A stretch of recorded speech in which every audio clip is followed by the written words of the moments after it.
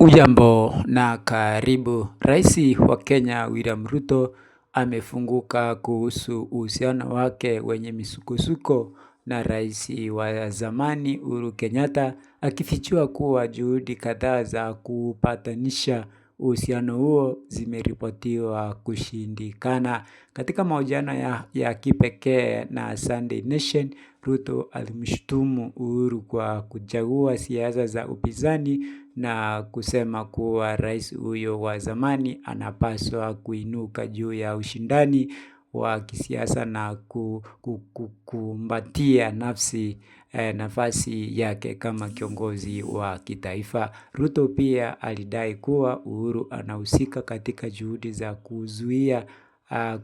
kuzuia azima yake ya kuchaguliwa tena mwaka wa 2027. Madai hayo yanaongeza sura nyingine katika uhusiano ambao tayari umekuwa mgumu kati ya viongozi hao wawili waliowahi kuwa washirika wa karibu kisiasa.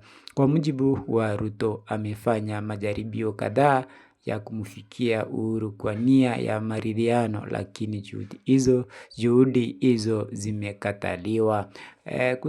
Kutoka kuwa washirika wa kisiasa waliowahi kushirikiana katika uongozi wa nchi hadi kuwa viongozi wanaosimama pande tofauti, uhusiano kati ya Ruto na Uhuru unaendelea kuwa mojawapo ya masuala yanayofuatiliwa kwa karibu katika siasa za Kenya.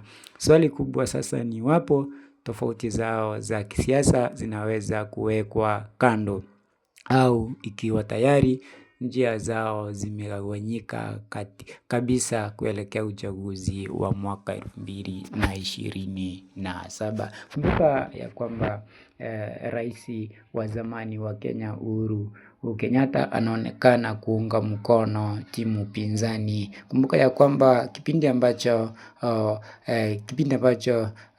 Ruto alikuwa anawania urais mwaka 2022, rais wa zamani Uhuru Kenyatta hakumuunga mkono. Kile ambacho alifanya ni kumuunga mkono Raila Amolo Odinga ambaye kwa sasa ni marehemu. Kitu hicho kimemuudhi sana rais Ruto, akidhani ya kwamba Uhuru Kenyatta angeshirikiana naye kuhakikisha ya kwamba anamuunga mkono, na amesema ya kwamba Ruto ameenda kwake mara kadhaa, lakini Uhuru Kenyatta anaonekana kutomuunga mkono, na yeye anaonyesha hadharani ya kwamba anaunga mkono timu pinzani, jambo ambalo linamuudhi sana rais Ruto. Ni hayo tu kwa sasa. Langu jina nasalia kwa Maskini Msomi, na siku zote hakikisha kwamba uko karibu na kituo hiki ili upate mambo kama ya kipindi yanapochipuka. Nakutakia kila la heri.